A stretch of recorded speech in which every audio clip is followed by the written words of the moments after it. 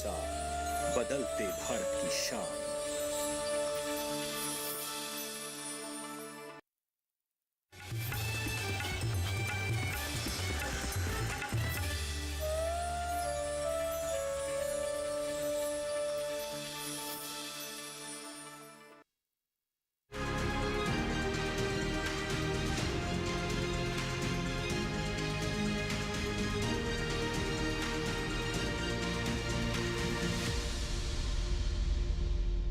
नमस्कार, स्वागत है आपका कृषि दर्शन में। मैं हूं अंजुत सिंह।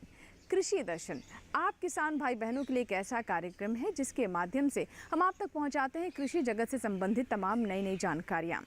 आप किसानों की मेहनत की वजह से ही हमारे घरों तक भोजन पहुंचता है।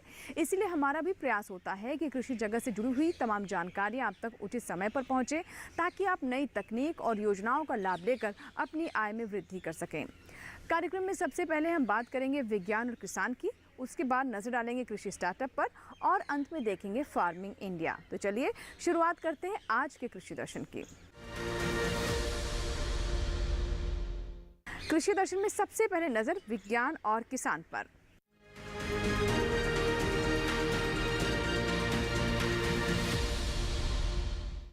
विज्ञान और किसान में आज हम आपको बताएंगे ग्रीन हाउस के बारे में। जी हाँ, ग्रीन हाउस एक ऐसी व्यवस्था है, एक ऐसी संरचना है जिसमें फल और सब्जियां उगाकर हमारे किसान बेमौसम भी इन्हें बाजार तक पहुंचा सकते हैं। इसके कई लाभ हैं। एक तो ये कि किसानों को ज़्यादा लाभ होता है, क्योंकि फल और सब्जियां उस वक्त वो बाजार में उपलब्ध कराते हैं जब सीजनल तौर पर वो नहीं होते। दूसरा ये कि मौसम की मार से भी अपनी फसलों को बचा सकते हैं।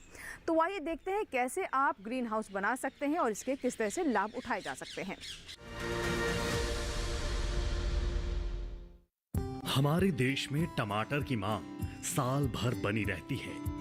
प्रधानमंत्री इसे टॉप फसलों में शुमार कर चुके हैं और ये केंद्र सरकार की ओर से चलाई जाने वाली ऑपरेशन ग्रीन्स का भी हिस्सा है।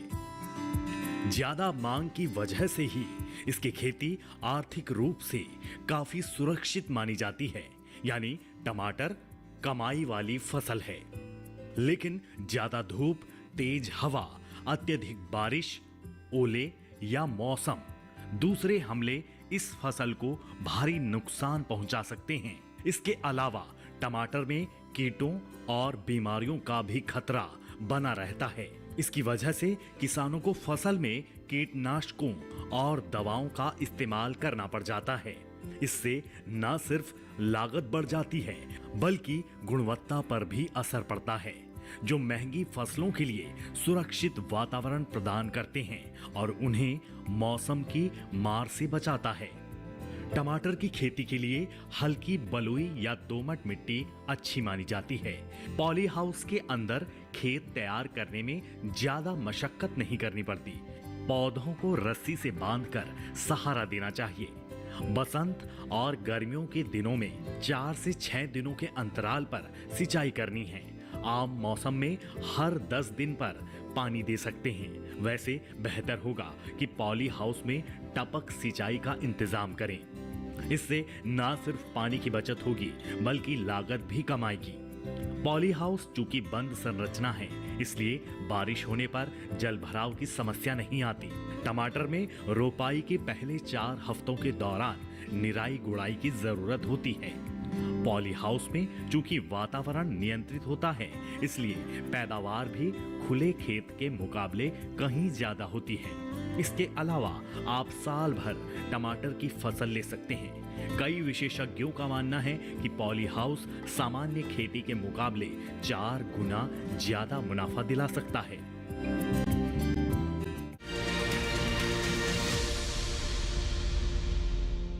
ड्रोन यानी कृषि के क्षेत्र में एक क्रांति।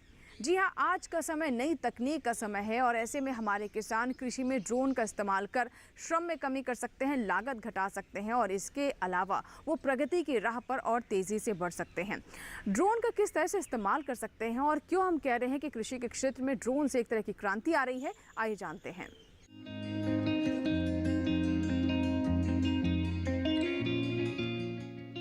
ड्रोन मानव रहित मशीनें हैं जो आर्थिक गतिविधियों के करीब करीब हर क्षेत्र में सेवाएं दे रहे हैं।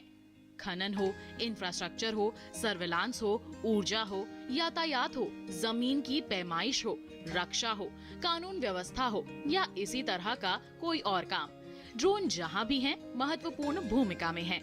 यानी जमीन पर उगी फसलों पर ये छोटे हेलीकॉप्टर आसमान से नजर रखेंगे, उनकी देखभाल करेंगे, कभी उन पर कीटनाशक छिड़केंगे, कभी पोषण देंगे।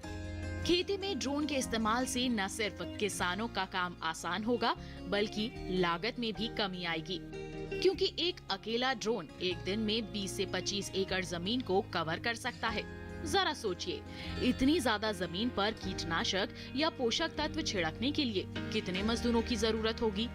ड्रोन का काम सिर्फ छिड़काव तक ही सीमित नहीं है, बल्कि ये आर्टिफिशियल इंटेलिजेंस का भी हिस्सा है। ड्रोन में लगे सेंसर फसल की निगरानी कर सकेंगे। वो बता देंगे कि खेत के किस हिस्से में कीड़े लगे हैं और किस हिस्से में बीमारी। आने वाले समय में हाई कैपेसिटी ड्रोन की मदद से किसान अपने खेतों से ताज़ा सब्जियां, फल और फूल वगैरह बाजार भेज सकेंगे। मछली पालन से जुड़े लोग तालाब, नदी और समंदर से सीधे ताज़ा मछलियां ग्राहकों तक पहुंचा सकेंगे। ड्रोन के ऊपर 4 छोटी छोटी पंखुड़ियां लगी होती हैं, जो हेलीकॉप्टर की तरह उड़ान भरने में इसकी मदद करती हैं। इसके रिमोट में मोबाइल जैसे डिवाइस होते हैं। इसके लिए ड्रोन को कमांड दे सकते हैं। ये ऑटोमेटिक मशीन है जो खेत में छिड़काव करने के बाद खुद ब खुद अपनी जगह आकर लैंड हो जाती हैं। छिड़काव के लिए 10 लीटर का टैंक लगा होता है और चारों पंखुड़ियों के नीचे की तरफ नोजल लगे होते हैं। इन्हीं नोजलों से कीटनाशक या तरल उर्वरक या दूसरे पोषक तत्व बारिश के रूप में फसलों पर बरसते हैं। छिड़काव के लिए ड्रोन को ज्यादा ऊंचा उड़ाने की जरूरत नहीं पड़ती। महज 1 से 3 मीटर की ऊंचाई पर ये आसानी से काम कर लेता है। उड़ान को फसल की ऊंचाई के हिसाब से एडजस्ट कर लिया जाता है। रास्ते में पेड़ या कोई और रुकावट आने पर ये खुद ब खुद अपना रास्ता बदल देता है। ये ऐसी मशीन है जो खेत में एक समान छिड़काव करती है। भारत में ड्रोन का भविष्य काफी चमकदार है। विशेषज्ञों का मानना है कि 2030 तक हमारा देश ग्लोबल ड्रोन हब के रूप में उभर कर सामने आ सकता है।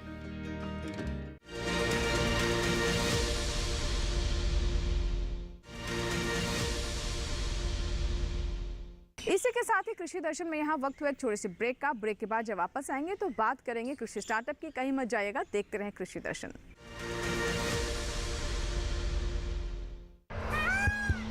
सुनिए सुनिए सुनिए, आपके गांव में फिर सजेगा प्रश्न मंच। आपके गांव में फिर सजेगा प्रश्न मंच।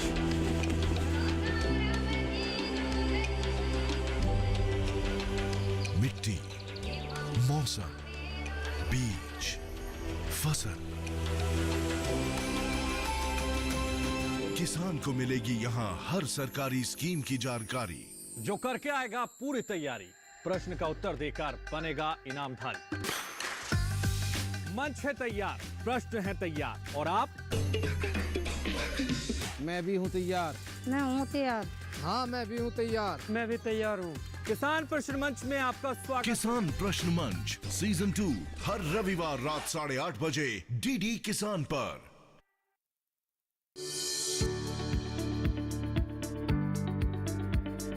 कृषि और पशुपालन है एक दूसरे के पूरक। घर आंगन से लेकर व्यावसायिक फार्म तक, मुर्गी पालन से लेकर रेगिस्तान के जहाज तक। बीमारियों से अब पशुपालक ना हो परेशान। विशेषज्ञ करेंगे आपकी समस्या का समाधान। जुड़िए हमसे, पूछिए अपने सवाल। ईमेल के जरिए भी आप हमारे साथ जुड़ सकते हैं। हमारी ईमेल आईडी है ddkisanapc@gmail.com। हमारे टोल फ्री नंबर हैं 1800-113060 और 1800-113061। देखिए अपना पशु चिकित्सक हर रविवार शाम 6:30 बजे दूरदर्शन किसान चैनल पर।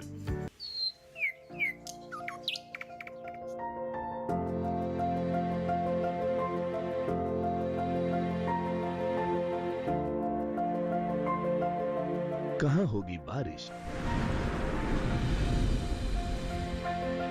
किस जगह पड़ेगी बर्फ, वहाँ रहेगा कोहरा। कैसा रहेगा तापमान? पर्यटन स्थलों पर क्या रहेगी मौसम की स्थिति? जानने के लिए देखिए मौसम खबर रोजाना शाम 7:30 बजे सिर्फ डीडी किसान पर।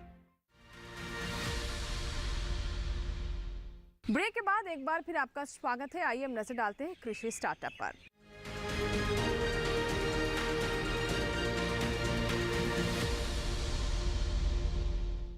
कृषि स्टार्टअप कृषि दर्शन में वो सेगमेंट है जिसमें हम आपकी मुलाकात करवाते हैं उन किसानों से जो कि कृषि या फिर पशुपालन के क्षेत्र में नवाचार को अपना रहे हैं, नई तकनीक के साथ आगे बढ़ रहे हैं और साथ ही अन्य किसानों के लिए प्रेरणा भी साबित हो रहे हैं। आज हम जिस किसान से आपकी मुलाकात करवाने वाले हैं वो मछली पालन के क्षेत्र में अपनी पहचान बना रहे हैं। उन्हें देखकर अन्य किसान भी प्रेरित हो रहे हैं। जी हाँ, मछली पालन का क्षेत्र संभावनाओं से भरा हुआ है। बस आवश्यकता है कि बुनियादी बातों का ध्यान रखते हुए आप इस दिशा में कदम बढ़ाएं। आइए देखते हैं आज का कृषि स्टार्टअप।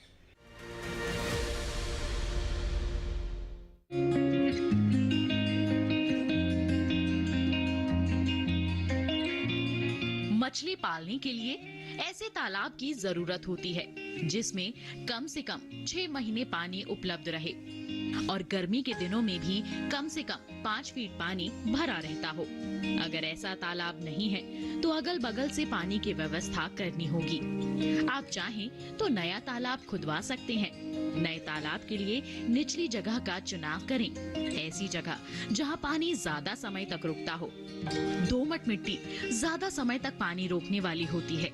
वैसे तो छोटे तालाब में मछली पल जाती है, लेकिन अगर कम से कम आधे एकड़ का तालाब होगा तो मछलियों की बढ़वार अच्छी होगी। तालाब आयताकार हो और चौड़ाई के मुकाबले लंबाई 3 गुना होनी चाहिए। तालाब की तलहटी में पेड़ की जड़ या पत्थर को ना छोड़ें। आगे चलकर ये मछली पकड़ने में रुकावट बनेंगे। अगर तालाब में पानी भरने के लिए नदी, नाला या नलकूप हैं, तो 5 से 6 फीट की गहराई काफी है, वरना ये 10 से 11 फीट रखनी होगी।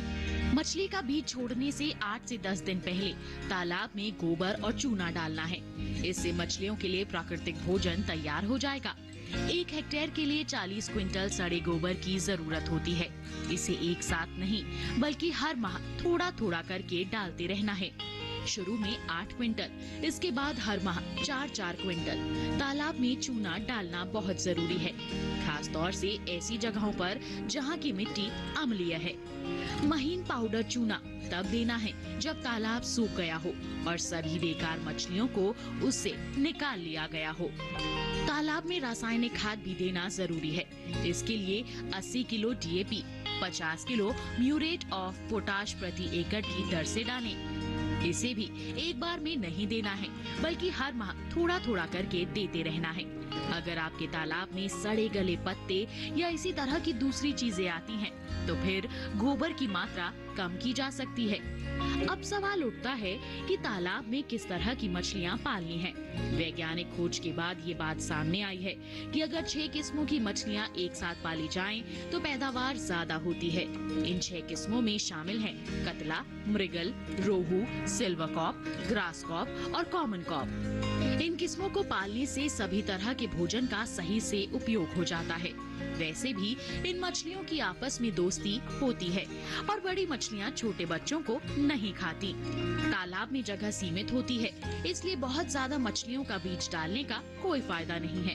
अगर बीज बड़े आकार का यानी 3 इंच लंबा है तो 1 एकड़ में 4000 बीजों की जरूरत होगी और अगर लंबाई 1 इंच है तो 10,000 बीज डालने होंगे। अच्छी बढ़त के लिए गोबर की खाद के अलावा पूरक आहार भी देना होता है।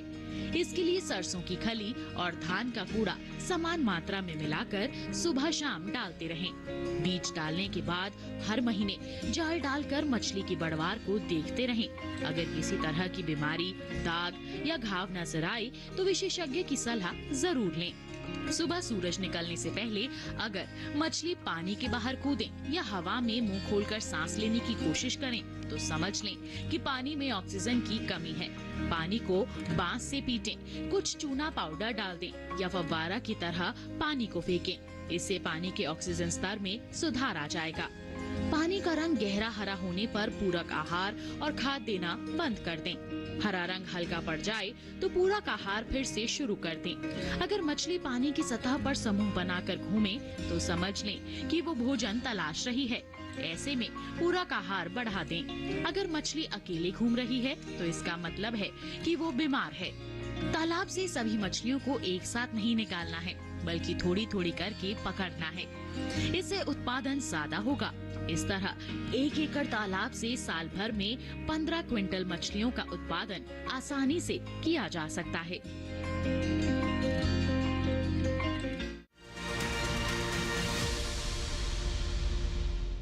कृषि स्टार्टअप में हम आपकी मुलाकात करवाते हैं उन किसानों से जो कि कृषि के क्षेत्र में अपनी पहचान बनाने में कामयाब हुए हैं। ये वो किसान हैं जो कि नई तकनीक को अपना रहे हैं, सरकार की योजनाओं का लाभ ले रहे हैं और बिना चुनौतियों के सामने झुके लगातार मंजिल की ओर बढ़ते जा रहे हैं। आइए मुलाकात करवाते हैं ऐसे ही किसान से।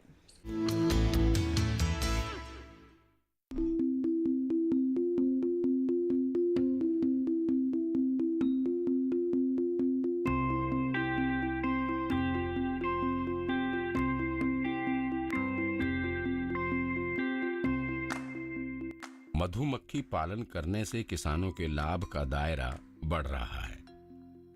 लखनऊ के निमित सिंह एक ऐसे युवा हैं जो बीटेक की पढ़ाई करके नौकरी के बजाय इसी कार्य से जुड़ गए हैं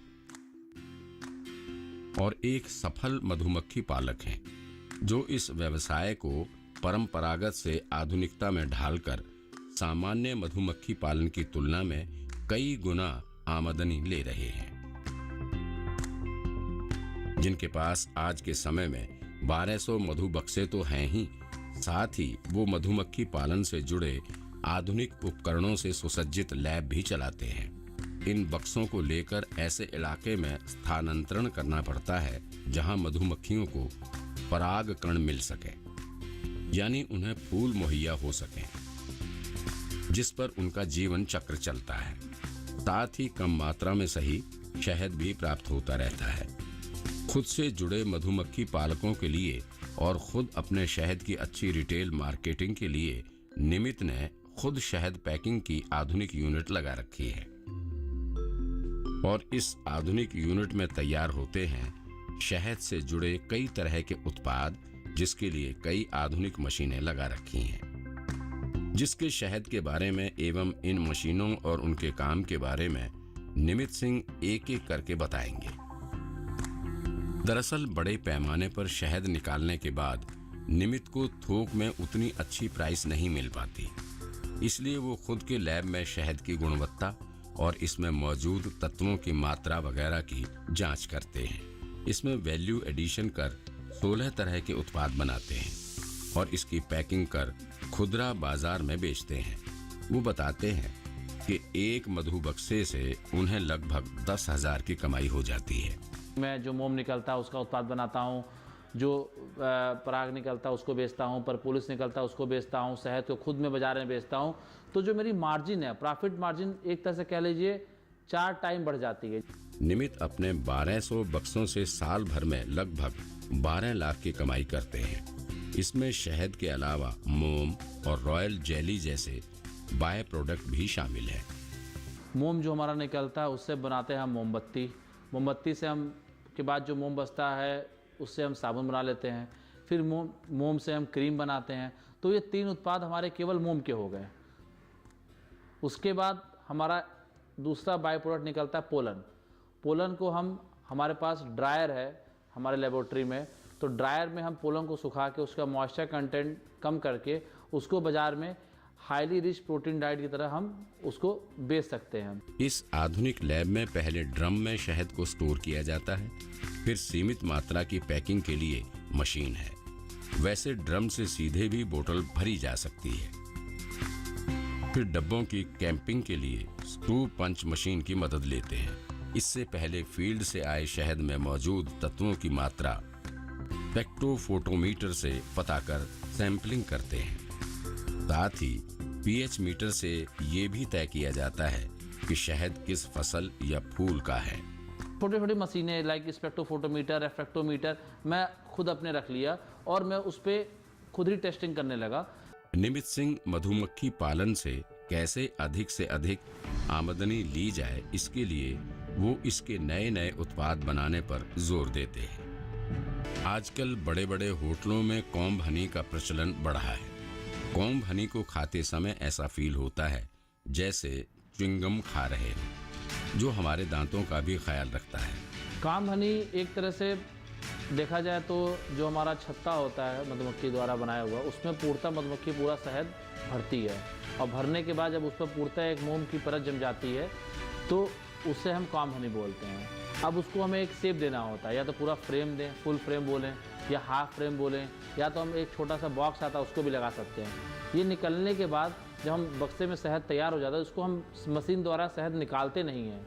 हम क्या करते हैं, इसको एज इट इज़ बाहर निकाल लेते हैं और इसको फ्रिज में लगा देते हैं। फ्रिज में लगाने के बाद इसका डिमांड ज़्यादातर होटल से होते हैं, होटल्स में डिमांड होते हैं, ज़्यादातर इसके पार्टीज़ में डिमांड होती है इसकी। इसे लाइक च्युइंगम हम खा सकते हैं इसमें, क्योंकि पूरा शहद जमा होता है और हमें इसे कट करना है और सीधे हमें इसे च्युइंग करके, दांतों से च्युइंग करके हमें इसे खाना है। निमित सिंह जैसे प्रगतिशील मधुमक्खी पालक जो वक्त के साथ अपने व्यवसाय को ढालने में माहिर हैं, जो जानते हैं कि व्यवसाय में मुनाफा बढ़ाने के लिए कैसे आधुनिक तकनीक का इस्तेमाल करना चाहिए, वो एक मिसाल हैं वैसे युवाओं के लिए जो किसी व्यवसाय में हाथ लगाने से पहले उसके लाभ के दायरे को सीमित समझने लगते हैं। तो ये था हमारा आज का कृषि स्टार्टअप। फिलहाल वक्त एक छोटे से ब्रेक का। ब्रेक के बाद जब वापस आएंगे तो बात करेंगे फार्मिंग इंडिया की। कहीं मत जाइएगा, देखते रहें कृषि दर्शन।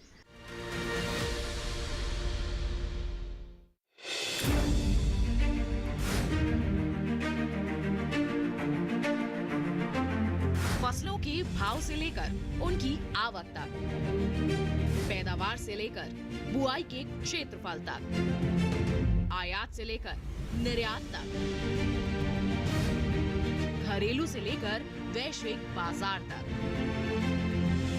मंडियों की सही और ताजा जानकारी पाएं। विशेषज्ञों की राय का लाभ उठाएं। देखिए मंडी खबर सोमवार से शनिवार शाम 5 बजे सिर्फ दूरदर्शन किसान पर।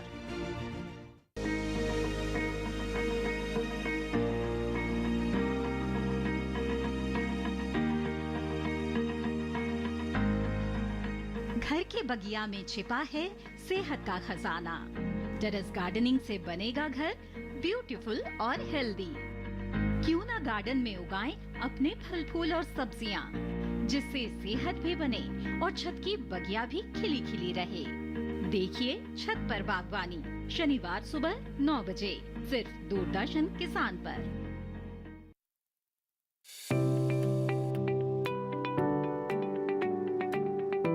किसी फसल के बारे में, किसी तकनीक के बारे में, या खेती से जुड़ी किसी विधि के बारे में कुछ रोचक जानकारियां। कृषि विशेष कार्यक्रम के लिए हम लोग पहुंचे हैं चंबल के बीहड़ों में।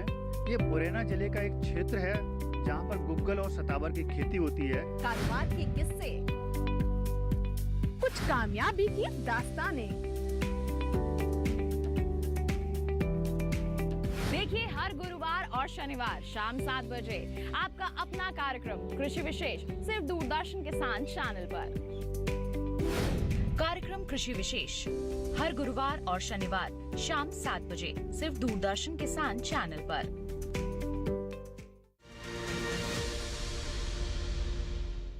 ब्रेक के बाद एक बार फिर आपका स्वागत है। आप देख रहे हैं कृषि दर्शन।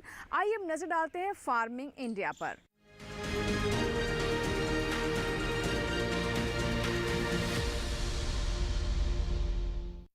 कृषि सखी फार्मिंग इंडिया में आज हम आपको बताएंगे कि कैसे 70,000 महिलाओं को कृषि सखी बनाया जा रहा है। इनका काम होगा प्राकृतिक खेती को लेकर प्रचार प्रसार को और तेजी से आगे बढ़ाना, यानी गांव-गांव तक प्राकृतिक खेती को कैसे किसान अपनाए, इसमें इनकी महत्वपूर्ण भूमिका हो सकती है। किस तरह की ट्रेनिंग इन्हें दी जा रही है और कैसा है ये प्रयास, आइए जानते हैं। कृषि सखियों से मिले, ये पहल कृषि और किसान कल्याण मंत्रालय और ग्रामीण विकास मंत्रालय के संयुक्त नेतृत्व में 70,000 कृषि सखियों को प्राकृतिक खेती पर प्रशिक्षित करने और कार्यान्वयन के लिए उन्हें मैनेज हैदराबाद द्वारा पैरा विस्तार कार्यकर्ता के रूप में प्रमाणित करने के लिए है। SRLM द्वारा पहचाने गए गांव की महिला है। उनको प्रशिक्षित ग्रामीण कृषि सेवाओं में अंतर को पाटने के लिए प्रशिक्षित किया जाता है। स्थानीय होने के नाते स्थानीय भाषा, संस्कृति, प्रथाओं और किसानों की समस्या को अच्छे से समझती और जानती है। राज्य कृषि विश्वविद्यालय KVK SRLM में 5 दिवसीय गहन प्रशिक्षण कार्यक्रम में इन कृषि सखी को सफल प्राकृतिक खेती करने वाले किसान मास्टर प्रशिक्षकों द्वारा प्रशिक्षित किया जाता है। कृषि सखियों को जागरूकता पोस्टर, अध्ययन सामग्री और व्यवहारिक शिक्षण उपकरण प्राप्त होते हैं। पूरा होने पर कृषि सखियों का उनके ज्ञान और कौशल के लिए मूल्यांकन किया जाता है और उन्हें पैरा विस्तार कार्यकर्ता के रूप में प्रमाणित किया जाता है और किसानों, KVK कृषि और संबंध विभागों के बीच एक कड़ी के रूप में कार्य करती है। कृषि सखियां NMNF जैव संसाधन केंद्र, PMFBY और कई अन्य योजनाओं को लागू करने में महत्वपूर्ण भूमिका निभाती है। ग्रामीण भारत को नया आकार देने वाली इन असाधारण महिलाओं का जश्न मनाने में हमारे साथ शामिल हों। तो ये था हमारा आज का फार्मिंग इंडिया। आशा करते हैं कि आज का कृषि दर्शन आपको ज़रूर पसंद आया होगा। अगर आपके कोई सुझाव है, कोई फीडबैक है तो आप हमें ईमेल कर सकते हैं, पत्र भी लिख सकते हैं। हमारा ईमेल आईडी नोट कर लें। हमारा ईमेल आईडी है krishidarshan@gmail.com। पत्र लिखने के लिए हमारा पता नोट कर लें। कृषि दर्शन, कमरा नंबर 58, CPC, दूरदर्शन, खेलगांव, नई दिल्ली 110049। आपके ईमेल्स और आपके पत्रों का हम इंतज़ार रहेगा। आप हमारा ये कार्यक्रम हमारे YouTube चैनल पर भी देख सकते हैं। इसके लिए टेलीविज़न स्क्रीन पर दिखाए जा रहे इस QR कोड को स्कैन करें और YouTube पर भी देखें कृषि दर्शन। कृषि दर्शन के नए अंक में कुछ नई जानकारियों के साथ फिर होगी आपसे मुलाकात। तब तक आप बने रहें दूरदर्शन किसान के साथ। नमस्कार।